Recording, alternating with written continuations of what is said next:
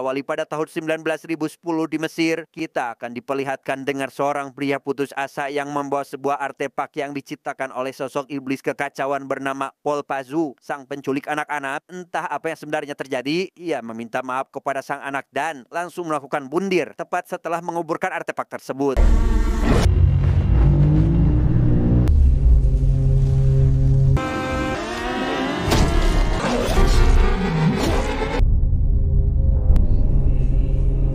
Dan inilah Traumatita. Singkat cerita, puluhan tahun kemudian, lebih tepatnya tahun 2003, kita akan berkenalan dengan seorang anak kecil bernama Mikey. Saat ini ia sedang menghubungi 911 untuk meminta bantuan agar dijauhkan dari sang ibu yang mulai bertingkah aneh. 911, what's your emergency? He scares me at night. Mommy has moms. Setelah memberikan keterangan pada petugas, Mikey diminta untuk tetap bersembunyi karena sebentar lagi petugas akan segera datang. Namun di tengah panggilan tersebut, tiba-tiba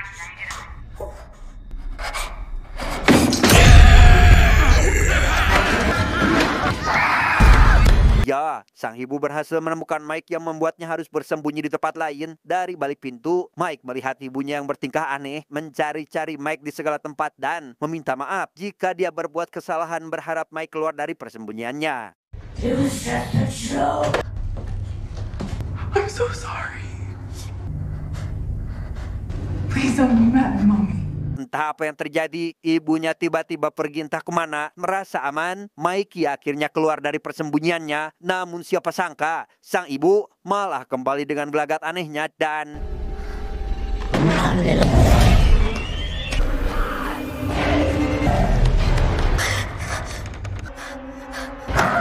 singkat cerita, Mikey berhasil ditangkap dan kini sedang menonton video IQ 7 bersama sang ibu. Namun di sela-sela acara tersebut, ada sebuah berita yang mengabarkan tentang hilangnya Mikey 9 bulan yang lalu, korban keempat dari penculikan anak dalam 1 tahun terakhir. Mikey, mommy loves you so much. Tak lama, bapak polisi akhirnya datang untuk menjemput Mikey. Sang ibu tentu panik dan menyuruh Mikey untuk segera bersembunyi, sedangkan ibu sendiri akan mengatasi pak polisi agar tidak sampai menemukan Mikey.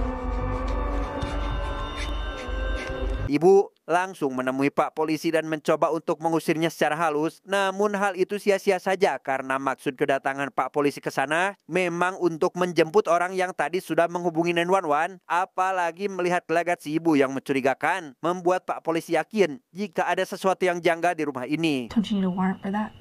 Please step away from the door, ma'am. Fine. Tak bisa berbuat banyak, ibu akhirnya mengizinkan pak polisi masuk untuk mencari apa yang beliau butuhkan. Sementara pak polisi bekerja, ibu menghilang entah kemana. Yang dalam pencarian tersebut, pak polisi menemukan berbagai macam kejanggalan seperti seonggok boneka, makanan anak-anak, kubangan getih, dan lain sebagainya, membuat si bapak lantas meminta segera dikirimkan personil tambahan. Are you trying to scare me? I will fucking smoke you! Setibanya di ruang bawah tanah, pak polisi dikejutkan dengan penemuan 3 jasad terbungkus karung yang tepat ketika akan pergi, pak polisi malah dihadang oleh si ibu dan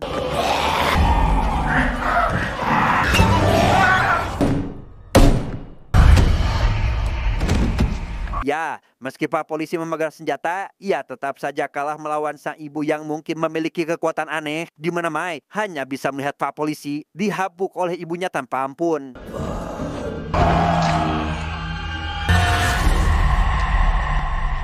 1 tahun sebelumnya, kita akan berkenalan dengan seorang duda tampan tapi agak tua bernama John. Saat ini John berusaha menghubungi mantan istrinya untuk memperebutkan hak asuh kedua anak mereka. Karena tidak kunjung diangkat, John hanya bisa marah-marah dan mulai mencaci maki sang mantan karena merasa tidak dihargai. Okay, you know what? Forget it. Just fuck you, fucking bitch. Tengah kemarahannya itulah, John membuka sebuah bungkusan yang di dalamnya terdapat artefak yang ternyata artefak tersebut merupakan artefak dari puluhan tahun lalu atau lebih tepatnya artefak terkutuk yang entah bagaimana cara John mendapatkannya. Cepat setelah dibuka, John tiba-tiba dihubungi oleh rekannya yang melarang untuk jangan membuka artefak tersebut. Bukan apa-apa, si rekan hanya khawatir karena menurut internet artefak tersebut adalah benda terkutuk dari abad ke-19 yang diketahui sudah banyak menelan korban, yang jika sampai kepalanya dicopot, maka kutukan yang ada pada artefak juga akan ikut lepas. Kidding me? You don't think I need the money to... This divorce is costing me a fucking fortune.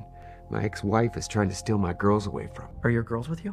How is that any of your fucking business? Away from children. You're saying there's a demon called Valpazu. Si rekan yang tahu jika ada anak-anak di rumah si John pun meminta agar artefak itu dijauhkan dari mereka karena kutukan atau iblis di dalam artefak yang bernama Valpazu akan merasuki manusia atau lebih tepatnya anak-anak untuk dimangsa, dikorbankan, atau bahkan dijadikan iblis. What this type of artifact? I don't get it.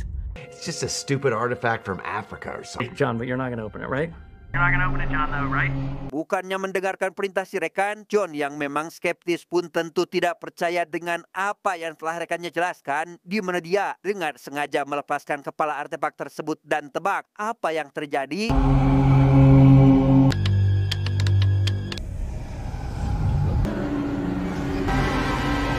Ya, John kemudian menghampiri kedua anaknya yang bernama Ellie si adik dan Abigail si kakak, kita panggil saja Abby. Setelah menyuruh Ellis tidur, John mulai mendekati Abby dengan cara yang tidak normal, seolah ingin melakukan sesuatu. Ternyata setelah menghirup asap dari artefak, John mendadak jadi aneh, seperti yang bisa kita lihat ketika dia sedang bercermin di kamar mandi.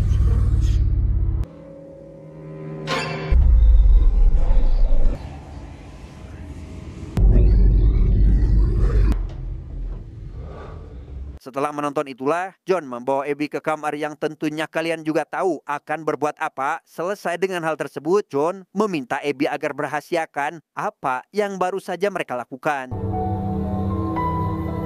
You won't tell anybody. Might make the monster come out. Baru saja Abby tertidur, John kembali masuk ke dalam kamar dan menjilati kaki Abby dengan sangat brutal dan...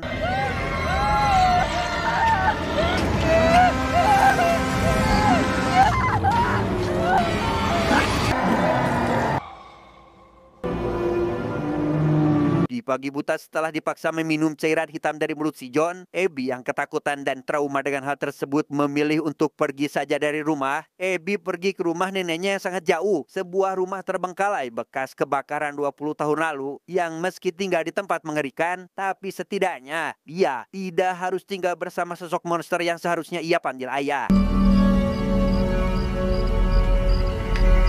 Beberapa hari di rumah tersebut, Abby mulai merasakan ada yang tidak beres dengan perutnya, di mana ia membeli test pack dan mendapati dirinya hamil yang tentunya adalah anak dari ayahnya sendiri. Tidak mau hal itu terjadi, Abby dengan rasa frustasinya pun memilih untuk menggugurkan saja kehamilannya.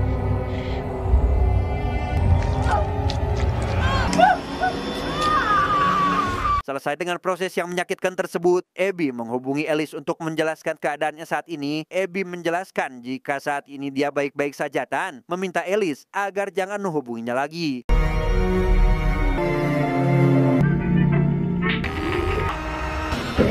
Di suatu hari ketika sedang tertidur, Abby bermimpi didatangi ayah yang marah-marah karena Abby telah menggugurkan kandungannya. Karena ternyata anak itu bukanlah anak si ayah, melainkan anak dari si iblis yang tiada lain adalah Valpazu. Dan karena Abby sudah tidak bisa memberikan keturunan, maka dia sudah tidak berguna lagi sehingga...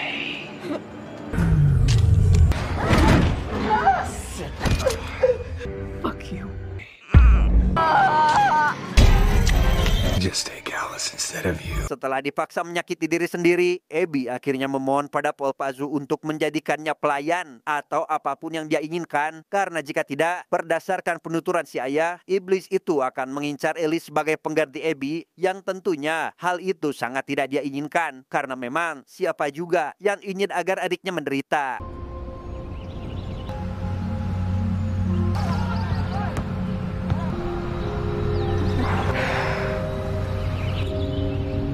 Sebagai ganti agar si iblis tidak menyentuh Alice, Abby harus mencari pengganti lain, yaitu anak laki-laki yang cocok sebagai wadah bagi si iblis. Tidak peduli caranya seperti apa, yang penting Abby harus membawa si anak ke rumah untuk nantinya diserahkan pada Pazu.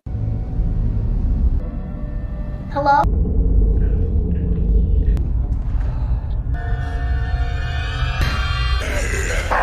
Satu korban sudah Abby dapatkan namun tidak cocok dengan kriteria yang si iblis inginkan. Abby terpaksa harus menghabisinya. Kemudian kembali mencari anak lain yang kriterianya lebih cocok dengan si iblis. You're gonna have to keep looking. Keep doing this. He likes to play. It's late in the afternoons. He'll be the one. I can't.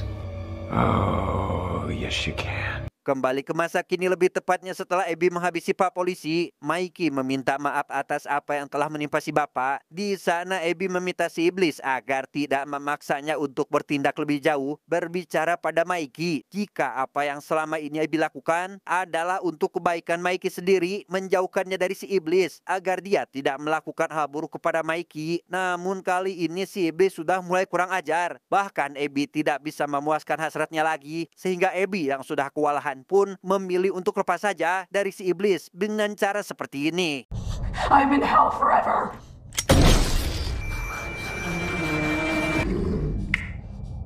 Setelah Abby menghabisi dirinya sendiri, Mikey yang benar-benar sendirian pun mulai merasa jika ada sosok yang mendekatinya. Sebagai anak-anak, tentu Mikey tidak bisa berbuat apa-apa sampai ketika si iblis muncul. Mikey lantas mengambil senjata yang baru saja Abby gunakan dan...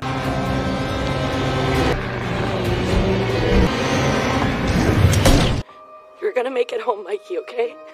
I'm gonna find you. Tak apa yang terjadi, tubuh Mikey sudah berlumuran getih yang entah milik siapa, apakah si iblis atau bukan. Namun yang pasti, di tempat lain atau lebih tepatnya di rumah John, ia mendengarkan siaran radio tentang penemuan Mikey yang hampir setahun ini dinyatakan hilang, dengan Abby yang dijadikan tersangka utama atas penculikan tersebut, di mana John yang frustasi dan merasa bersalah atas apa yang menimpa Abby memilih untuk mengakhiri semuanya di bak mandi dengan cara seperti ini. Mikey, one of the missing boys.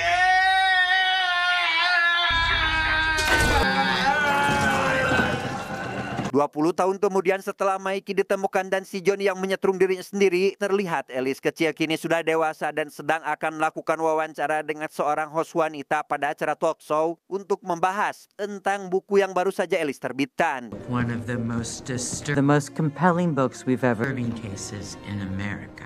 Mommy Monster. And this is a conversation with Alice Reed. Buku yang Alice terbitkan rupanya diadaptasi dari kisah kakaknya 20 tahun lalu berjudul Mommy Monster, di mana acara tersebut ditonton langsung oleh korban hidup yang tiada lain adalah Mikey yang juga sudah dewasa dan menjadi pribadi tertutup pasca trauma di masa kecilnya. It changed our family forever. She was your sister. We were pretty close growing Setelah acara selesai, Alice kembali ke apartemen dan teleponan bersama sang pacar untuk membahas acara tadi. Di waktu bersamaan, malam itu adalah malam Halloween sehingga Alice sesekali disibukkan dengan kedatangan anak-anak yang datang untuk meminta permen. Okay, I'm call you back. Hey, you guys look great. Happy Halloween.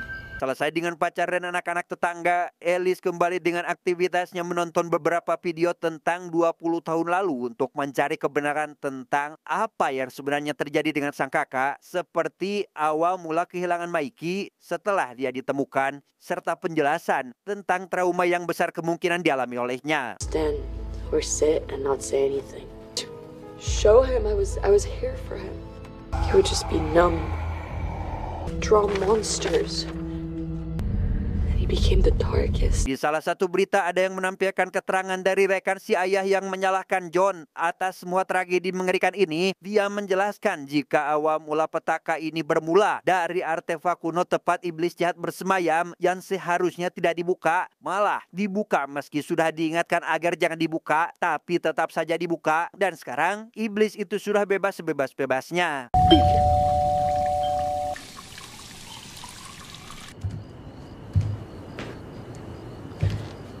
Alice kembali kedatangan anak kecil yang meminta permen. Melihat jika embernya kosong, Alice segera mengisinya dengan cukup banyak, meminta si anak untuk berhati-hati dan jangan sampai anak lain kembali mengambil permennya.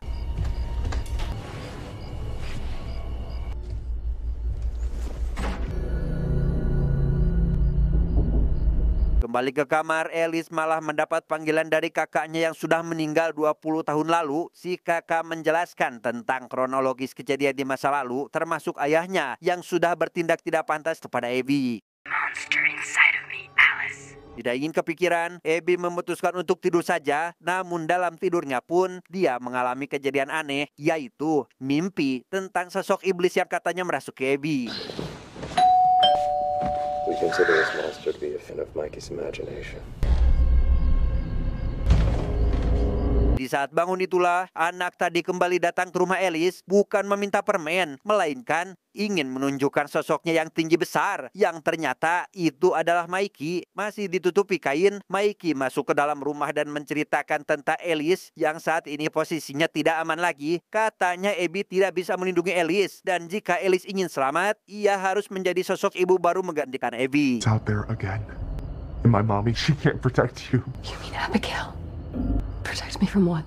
Menganggap Mike sudah gila, Alice mengeluarkan senjatanya dan mengusir Mikey agar segera pergi. Alih-alih takut dengan senjata yang Alice pegang, Mikey malah meminta maaf dengan alasan telah membawanya ke sini dan langsung pergi sebelum dia menjawab pertanyaan tentang siapa yang dibawanya.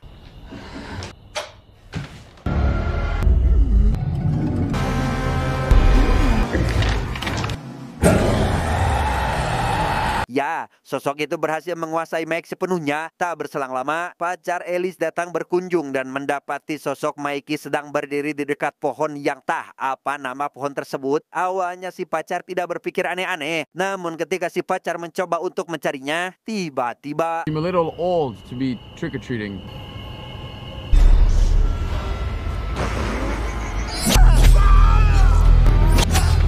si pacar akhirnya meninggal setelah ditusuk beberapa kali, di mana Mikey mengikat kepalanya agar terlihat seperti pocong versi luar negeri, mengambil jaket dan topi si pacar, dan langsung menghilang tak kemana.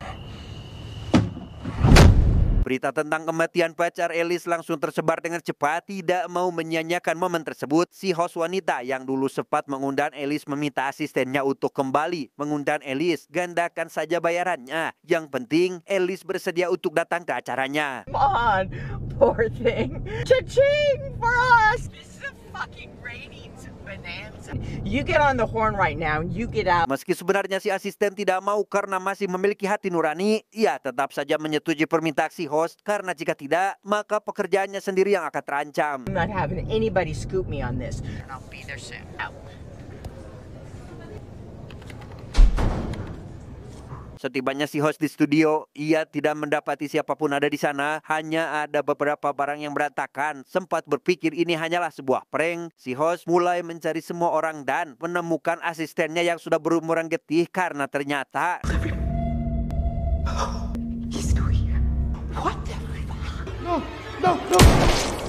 ya, itu ada ulah Mikey yang mungkin merasa tidak dihargai karena si host menjadikan kisah tragisnya sebagai tampang uang.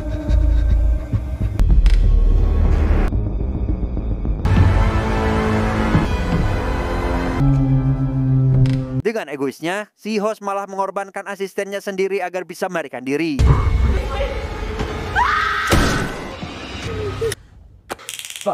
Sempat berhasil menumbangkan Mike, si host kembali diserang dan hampir-hampiran dihabisi oleh si Mikey, di mana kedatangan Alice yang bersedia menjadi punya Mike membuat dia sagar sejenak, tetapi I'll be your mommy.